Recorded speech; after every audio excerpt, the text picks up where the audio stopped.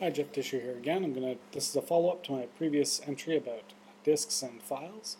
This one's going to talk about file system corruption and fragmentation. So first of all, we're all going to start back with the file system example from last time. Fairly straightforward, everything is well formed, everything works. All the files are also small. They all fit within one block. One block, however, rarely actually holds a file. In reality, files are some files are large. The blocks are usually really small, usually about 4K. So this is a little bit simple, and this leads us to fragmentation. Now this is what happens when files start getting bigger. So again, back with the same example as before, but the same structure. Imagine a file which is too large. It can't fit within one block on the disk. So this blue file here uses 1, 2, and 3. But it's still fine. It's not fragmented. It's still all contiguously allocated, meaning all the blocks are one next to another. This is slower, however, if we can't use the contiguous blocks. So we keep running, we allocate this green file at 4, a new red file at 5, some yellow file at 6, everything still seems fine. But then what happens if we try and actually add more data to file 5? Now it needs to get bigger. But we didn't allocate enough space for that. We assumed it would stay within that block. So now we have to do what's called fragmenting it by adding another chunk of data to the same file. But this one's somewhere else. So this is going to be slower because when you're trying to read this red file, you're now going to have the hard drive seek to 2 different locations on disk. It's that seek time on a hard drive that makes it slow. So doing this, well, it's one of the things that makes it slow anyway. So doing this is going to really bog down what you're doing. But however, this is not usually an issue in modern systems. And there's a bunch of approaches that can actually be used to fix this. I'll talk about that in a moment. So the approach for fixing this is defragmentation. Basically what it comes down to is you want to copy a fragmented file to a set of contiguous blocks somewhere, and then just delete the old file. Well, this means that you'll have made it a not fragmented file anymore. Great, seems fine. But however, this is slow on nearly full disks because you might not actually have contiguous space where you can put this file. You might have to move other files out of the way first. So imagine that. To defragment this file, you might have to move a bunch of other files and then defragment them. It can become really slow. So this is something that people try not to do. However, this is also automatic on modern file systems. For the most part, this basic approach, as long as there's space for it, actually is applied when you're using a normal system. If they try opening a file that's fragmented, they'll actually make a new defragmented copy on the fly for you before you are allowed to manipulate the one that they gave you. So they always try and work with defragmented files, and this generally works really well. The other thing to keep in mind is defragmentation can actually wear out an SSD faster than it needs to, and there's not as much benefit to doing it there. There is no seek overhead in the SSD because there's no moving parts. Similarly, the information that you're storing to remember where all the files are, it's probably not that big a deal. Like that extra overhead, it might be a problem, but probably not. Whereas the cost of actually wearing out the SSD just by doing all this writing to it, it can actually make the drive not live as long. So the other problem that I want to talk about is corruption. So here's the file system example from before.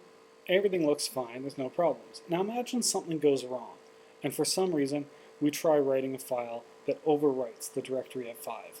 But not just overwriting it with a new file, overwriting it with the middle of a file. Now this means when we try and actually look at that directory, the data in there is not going to be the directory data. From the point of view of the file system, it's pretty much random.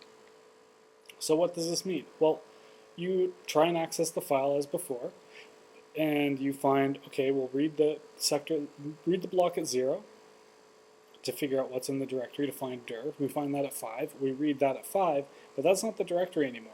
So we'll probably fail to find the entry for file 1, and we'll get some really weird file not found, which is strange because we just put the file there. And also, how do we access those files now? They're lost. Or the worst thing that could happen is, well, what if that you do find something you think looks like file 1 in that file?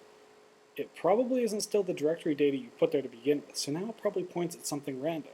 So what if you try to write to that file? Well, that could be a problem, because what if that other thing you're pointing at is maybe another directory? It means the corruption will start spreading. And this is why corruption has to be dealt with pretty quickly. So the historical way that people would do this is reformatting. Now, what this means is you're just you're kind of reapplying the file system base format to the data. So what you're going to do is overwrite everything there that's the existing file system.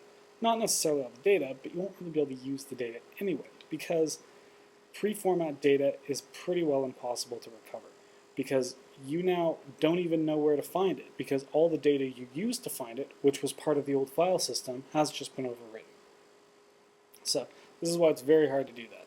However, realistically, reformatting isn't needed that often. Beforehand, you might have to reformat a drive because you wanted to use some new file system, which had a new feature you needed, or something like that, or it was more stable. Now, most of these changes can be applied without you destroying any of your data. Like on Linux, when they went from ext2 to ext3, you just kind of said, yes, do the update, and everything was fine. There wasn't an issue. Also, most kinds of corruption can actually be repaired. You either use like a disk doctor or disk first aid kind of program, which what it tries to do is looks at the file system, and when it finds something it thinks is wrong, it either tries to repair it, or it at least tries to kind of cut it off so that, all right, it's not going to make things any worse. It doesn't know how to reclaim the data, but it at least can stop you from making the problem bigger.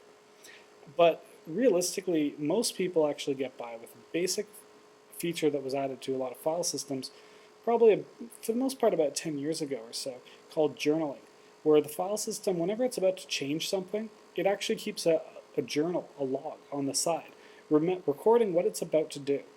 What this means is, say there's something like a power failure, which is usually what would cause this kind of problem in the past. Well, you're about to update something, you write to the journal, say, I'm about to update the file at this location. Then the power goes out.